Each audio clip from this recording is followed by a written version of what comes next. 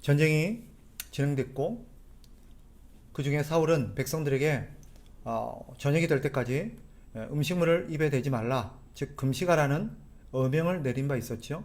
이것 때문에 백성들이 그날 종일 먹지를 못해서 아주 핍절한 상태에 있었습니다. 힘이 없었어요. 그래서 오늘 본문에 보면 31절에 보면 그들이 심히 피곤했다라고 말해요. 심히 피곤했다. 싸움도 싸움이지만 먹지 못한 허기로 지친 것일 겁니다. 결국 탈취한 양과 소와 송아지를 핏째 먹는 죄를 범하는 일이 발생합니다. 오해하지 마세요. 여기서 핏째 먹었다 그러니까 날것으로 먹었나? 그렇게 이해를 하시는데 그런 뜻이 아니고 레위기 법에 하면 고기를 잡아서 먹기 전에는 피를 빼는 시간을 가져야 됩니다. 하루 이틀 피를 빼고 나서 그 다음에 이 고기를 요리해서 먹어야 되는데 너무 배가 고프고 허기가 지니까 피를 빼지 못한 채 바로 잡자마자 요리를 해 먹었다는 뜻입니다. 구약의 율법은 피채 먹는 것을 금하고 있죠. 왜 그럴까? 왜 레위기법은, 왜 하나님은 구약의 이스라엘 백성들에게 피채 먹지 말라고 그랬느냐? 아니, 피를 먹지 말라고 명령을 내렸는가? 레위기 17장 11절에 보면 그 이유를 이렇게 밝힙니다. 육체의 생명은 피에 있음이라. 내가 이 피를 너희에게 주어 제단에 뿌려 너희의 생명을 위하여 속죄하게 하였나니 생명이 피에 있으므로 피가 죄를 속하느니라. 아멘. 육체의 생명이 피에 있기 때문이다 라고 말해요. 육체의 생명이 피에 있기 때문이다. 이게 무슨 말인고 하면 피가 가진 어떤 상징적인 의미 때문입니다. 하나님께서 금하신 것은 피 자체가 아니에요. 피라는 어떤 물질 자체가 아닙니다. 그 피를 통해서 뭔가를 백성들에게 가르치기 위함이지요. 그게 뭔가 생명의 주권이 하나님께 있기에 함부로 살생을 해서는 안 된다라는 것을 그들에게 가르치기 위함입니다. 그걸 다르게 표현하면 뭐예요? 생명을 귀하게 여기고, 비록 우리가 하찮게 여길 수 있는 그런 가축이나 짐승이라 할지라도 함부로 살생을 해서는 안 된다는 것을, 이 생명의 주권이 사람이 아니라 하나님께 있다는 것을 가르치기 위함이었던 것입니다. 그리고 더 근본적인 이유가 있어요. 오직 이 생명은 생명으로만 갚을 수 있다는 것을, 속전할 수 있다는 것을 그들에게 가르치기 위함입니다. 즉 무슨 말인고 하니, 오직 사람을 죽이게 되면 그 피값은 오직 피값으로만 갚을 수가 있어요. 즉 그래서 죄의 삭시 뭐예요? 사망인 것입니다. 누군가의 피를 흘리면 그 피의 값은 내 피로 갚아야 돼요. 즉 내 생명으로 갚아야 된다는 뜻입니다. 따라서 우리가 궁극적으로 구원을 받기 위해서는 우리를 대신해서 뭔가 우리를 대신해서 희생하는 피가 있어야 돼요. 즉 우리는 알죠? 우리를 구원하고 우리를 대신해서 예수 그리스도께서 피를 흘리심으로써 우리의 생명이 구원을 얻었고 우리의 피값이, 우리가 흘린 죄의 값이 갚아졌다는 것을 하나님께서는 이 레위기의 피를 통해서 우리에게 가르친 것입니다. 즉 이 피는 궁극적으로 너희가 나중에 예수 그리스도의 그 속죄의 피로 말미암아 너희가 구원을 받게 될 것이라는 것을 가르치기 위함이었던 거죠. 그러나 사람들은 이 법의 의미, 즉 피채 먹지 말라는 하나님의 말씀의 법이 가르치는 그 의미는 깨닫지를 못하고 생각하지를 않고 피를 먹지 말라는 그 어떤 의무 조항에만 너무 심혈을 기울이고 또 그것을 지키는 데만 너무 열을 올렸는데 이스라엘 백성들의 문제가 있었던 거죠. 어쨌거나 사울은 이 죄를 용서받기 위해서 소를 끌어다가 속죄제를 드리는 것을 볼 수 있습니다. 근데 여기서 주목해 볼 점이 있어요. 35절을 한번 다시 보세요. 35절에 보면 의미심장한 표현이 나옵니다. 같이 한번 읽어볼까요? 시작. 사울이 여호와를 위하여 제단을 쌓았으니 이는 그가 여호와를 위하여 처음 쌓은 제단이었더라. 사울이 왕이 된 지 수년이 흘렀습니다. 그런데 오늘 여호와께 쌓은 이 제단, 즉 제사가 어떻대요? 처음으로 쌓은 제단이고 처음으로 하나님 앞에 드리는 제사였다라는 것입니다. 그동안 하나님 앞에 한 번도 이 제단을 쌓은 적이 없었다라는 거예요. 왜 그랬을까? 왜 지금까지 한 번도 하나님 앞에 제단을 쌓은 적이 없었을까? 또 지금은 왜 제단을 쌓게 되었는가 하는 거예요. 이 제단은 누구를 위한 것이냐? 결과적으로 말씀드리면 이 제단은 사실은 하나님을 위해 쌓은 제단이기도 하지만 궁극적으로는 자기 자신을 위한 거예요.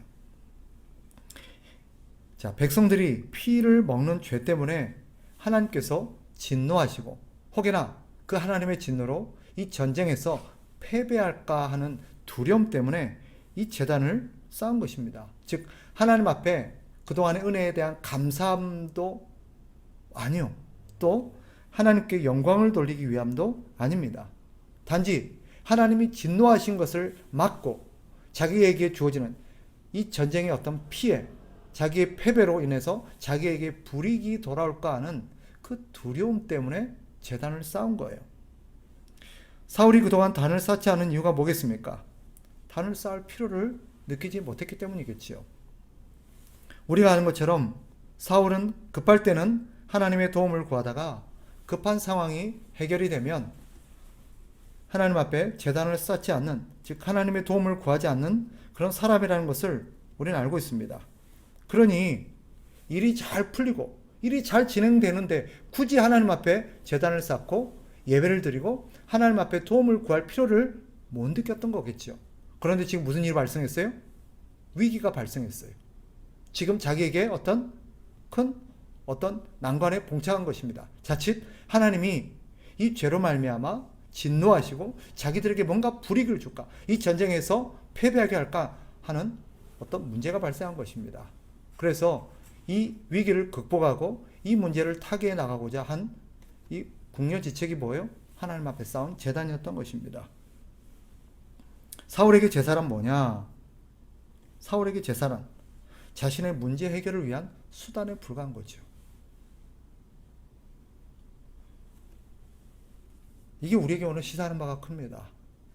마치 오늘날 사람들이 그동안에 죄를 짓고 나면 하나님 앞에 헌금을 더한다든지 혹은 주일을 더 열심히 지키고 그날 기도를 더 많이 하고 예배를 더 열심히 드리는 것과 비슷한 거라고 볼 수 있습니다. 우리는 하나님 앞에 뭔가 잘못한 죄가 있거나 잘못한 게 있으면 하나님 앞에 더 뭔가를 잘하려고 그래요. 이유가 뭐죠? 그걸 통해서 혹여나 하나님이 자기에게 뭔가 벌을 내리실까? 나에게 뭔가 불이익이 생길까 하는 두려움 때문입니다. 만약에 그런 동기에서 하나님 앞에 예배를 드리고 하나님 앞에 나온다면 사실은 사울과 다를 바가 없는 거예요. 이 단을 쌓은 사울이 다시 블레셋을 공격하려고 하죠. 그때 제사장이 사울에게 이렇게 제안을 합니다. 하나님 앞에 물어봅시다. 하나님의 뜻이 어떤지 우리 한번 물어봅시다. 그렇게 제안을 해요. 그러니까 사울이 그러자 그러죠. 37절에 보면 그래서 그가 하나님 앞에 묻습니다. 37절 같이 한번 읽어봅시다. 사울이 하나님께 묻자오되 내가 블레셋 사람들을 추격하리이까 주께서 그들을 이스라엘 손에 넘기시겠나이까 하되 그날에 대답하지 아니하시는지라. 하나님께 물었어요. 하나님, 우리가 그들을 추격할까요? 우리가 그들을 추격하면 하나님께서 그들을 우리에게 붙이시겠습니까? 그런데 하나님이 대답을 안 하세요.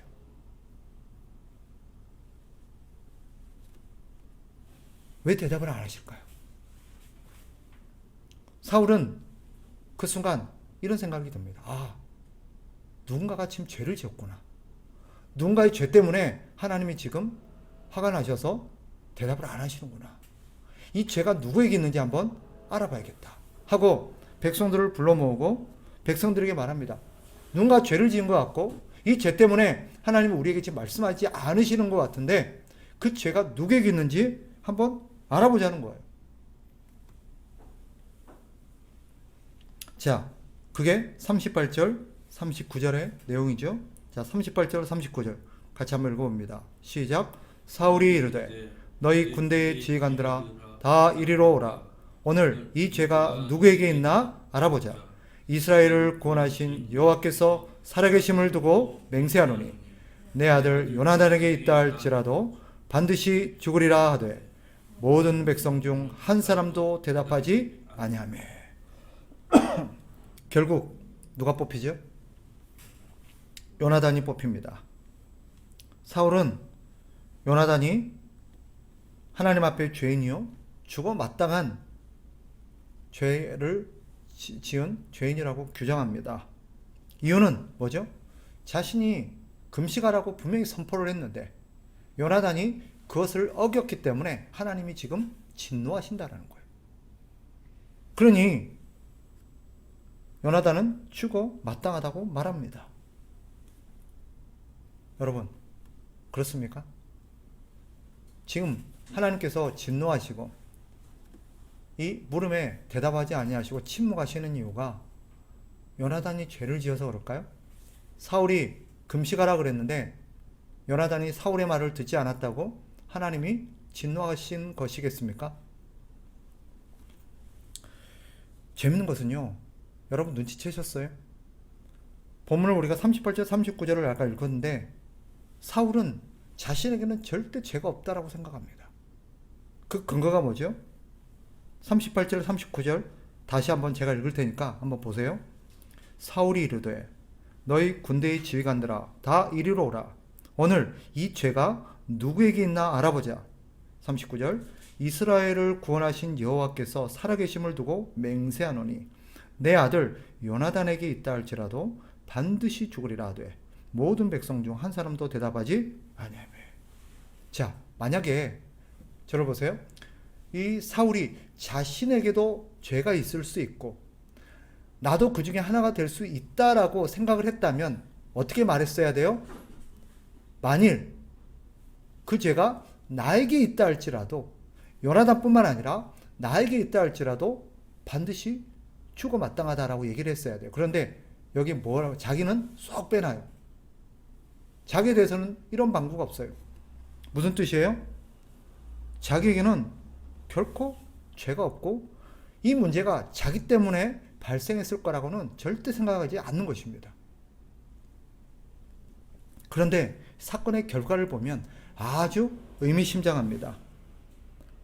사울은 요나단의 책임을 보고 그를 죽이려 하죠. 그래서 요나단을 죽이러 갑니다. 그런데 무슨 일이 벌어져요? 백성들이 맞고 나서요. 백성들이 요나단을 변호하고 나섭니다. 45절을 보세요. 45절 같이 한번 읽어봅니다. 45절 시작. 백성이 사울에게 말하되 이스라엘의 이 큰 구원을 이룬 요나단이 죽겠나이까? 결단코 그렇지 아니하니이다. 여호와의 살아계심을 두고 맹세하옵나니 그의 머리털 하나도 땅에 떨어지지 아니할 것은 그가 오늘 하나님과 동역하였음이니이다 하여 백성이 요나단을 구원하여 죽지 않게 하니라. 백성이 뭐라 그래요? 이건 요나단의 죄가 아닙니다. 절대 요나단이 죽을 만한 죄를 지은 적이 없습니다. 오히려 하나님과 동역하고 오히려 하나님 앞에 공을 세우고 상을 받아 마땅한 사람입니다. 요나단의 죄가 아니래요. 그렇다면 누구 죄예요? 보세요. 마지막에 누가 뽑혔어요? 사울과 요나단이 뽑혔어요. 그런데 마지막으로 최종적으로 요나단이 뽑히지요. 그런데 백성들은 뭐라 그래요? 요나단의 죄가 아니래요. 그럼 누구만 남아요? 백성들이 이 죄가 누구에게 있는지 우리가 알아보자라고 했을 때 백성들이 아무 말 안 했어요. 백성들의 침묵은 몰라서가 아닙니다. 모두가 사울이 잘못이라는 것을 알고 있었어요. 그런데 왜 침묵해요? 단지 말할 수 없었을 뿐이에요. 다 알아요. 사울의 죄라는 것을. 근데 아무도 말을 하지 않았을 뿐입니다. 요나단이 죄인이 아니라고 항변하는 그들의 외침 속에는 사실 어떤 의미가 담겨 있어요? 진짜 죄인은 바로 당신이에요. 진짜 이 문제의 원인은 바로 당신에게 있어요 라는 그 의미가 사실은 요나단은 죄인이 아니에요라고 말했던 이 백성들의 항변 속에 포함되어 있었단 말입니다. 사실 하나님은 백성들을 통해서 간접적으로 사울을 지금 지적하고 있는 거예요. 이 백성들의 마음은 곧 하나님의 마음을 보여주고 있는 것입니다. 사울만 깨닫지 못했을 뿐이죠. 오늘 본문이 우리에게 주는 메시지가 무엇이겠습니까? 바로 이 사울의 이 어리석음입니다. 사울의 죄. 사실 이 사울이 우리에게 보여주는 모습은 오늘날 우리들의 모습을 그대로 담고 있어요. 사람들은 다 아는데 본인만 몰라요. 그런데 정작 본인은 뭐라 그래요? 이 문제가 누구 때문이냐고 막 오히려 큰 소리를 치고 화를 내요. 그러면서 다른 사람을 핑계대고 다른 사람께 책임을 돌리고 다른 사람 때문에 이 문제가 발생했다고 막 화를 내요. 근데 사람들이 가만히 있다고 모르는 걸까요? 사람들이 말을 하지 않는다고 몰라서 그럴까요? 다 알아요. 근데 말하지 않을 뿐이에요. 아이러니한 건 뭐예요? 본인만 모른다는 거, 본인만.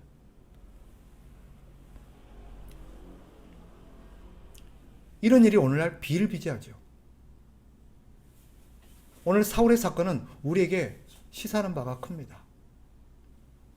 사울을 통해서 하나님께서 말하고 싶은 게 뭐였을까요? 이 사울의 어리석음이 뭔지를 말하고 있는 것입니다. 사울의 죄는 뭘까요? 몇 가지로 정리해 볼 수 있어요. 오늘 사건을 우리가 쭉 읽었지요? 사울이 범했던 몇 가지 어리석음과 죄가 있어요. 한 세 가지 정도로 얘기할 수 있는데, 첫째는 부당한 규정을 만들어서 사람들을 피곤하고 힘들게 한 죄입니다. 하나님도 명령하지 아니하시고 하나님도 만들지 않는 그런 것들을 자기 마음대로 정해서 이 백성들을 피곤하게 했죠. 또한 그 결과로 사람들로 하여금 죄를 짓는 원인을 제공합니다. 백성들이 고기를 핏째 먹었던 이유가 뭐예요? 너무 굶주렸고 너무 배가 고팠기 때문이에요.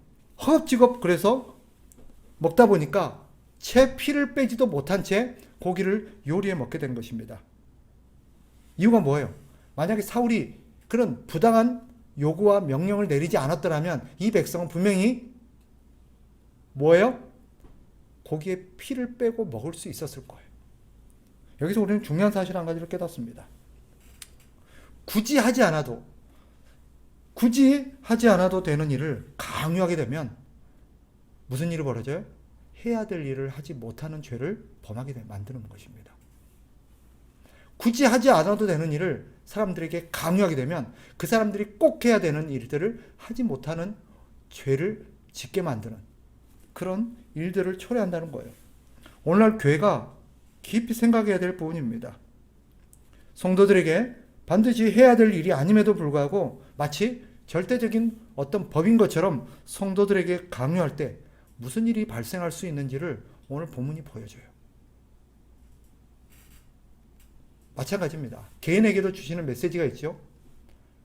어떤 권한을 갖고 있다고 자기 권한을 가지고 직장에서 어떤 상사든 아니면 어떤 공동체 지도자든 자신에게 주어진 권한을 가지고 사람들에게 굳이 하지 않아도 되는 일을 부당하게 강압적으로 시키게 될 때 그 사람들은 반드시 해야 될 일을 혹은 반드시 하지 말아야 될 일을 하게 되는 그런 죄를 짓게 만드는 오류를 범할 수 있다는 거예요. 한 가지 더, 오늘 사울의 죄가 무엇입니까? 자신이 죄인이요 모든 문제의 원인이 자기에게 있다는 것을 깨닫지 못한 채 남의 탓을 한 것입니다. 사울은 누구에게 죄가 있는가 하고 알아보자고 했지만 정작 그 죄의 원인이 자신에게 있을 거라고는 꿈에도 생각하지 않습니다. 문제의 원인이 자신에게 있다는 것을 성찰하지는 못한 죄입니다. 이게 오늘날 우리들이 짓고 있는 죄인지도 몰라요. 오늘날 우리의 모습이 뭐예요? 우리 삶에 어떤 문제가 발생하고 어떤 난관에 부딪히면 그 원인이 혹여나 자기 때문일 수 있겠다는 거예요. 자기 가정의 어떤 문제, 자기 교회에 대한 어떤 문제, 자기 직장에서 발생하는 어떤 문제에 있어서 그 원인이 자기에게 있는지도 모르는데 자꾸 다른 사람 탓만 하는 거예요. 배우자 탓을 하고, 자식 탓을 하고, 직장에서 다른 동료 탓을 하고, 또 어떤 공동체에서 남 탓을 하는 거예요. 환경의 탓을 하는 거예요. 혹여나 우리의 모습이 아닌지 사울을 통해서 한번 들여다보라는 거예요. 오늘 하나님께서 본문의 말씀을 통해서 우리에게 주시는 메시지를 정해 본다면 이겁니다. 스스로가 자신을 성찰하지 못하고 자신의 삶의 어떤 모습들을 살피지 못할 때 무슨 일이 발생할 수 있는가 하는 것을 잘 보여줍니다. 하나님의 말씀을 따라서 반드시 해야 되고, 또 하나님께서 우리에게 명령하신 것에 집중하지 않고 그것을 중요하게 여기지 않고 자기 생각과 자기 원칙을 강요하고 자기 원칙을 더 중요하게 생각했을 때 무슨 일이 발생할 수 있는지를 우리에게 잘 보여줍니다. 오늘 사울의 모습이 우리의 모습이 아닌지 깊이 성찰하고 되돌아보는 그런 계기가 되었으면 좋겠습니다. 기도하겠습니다.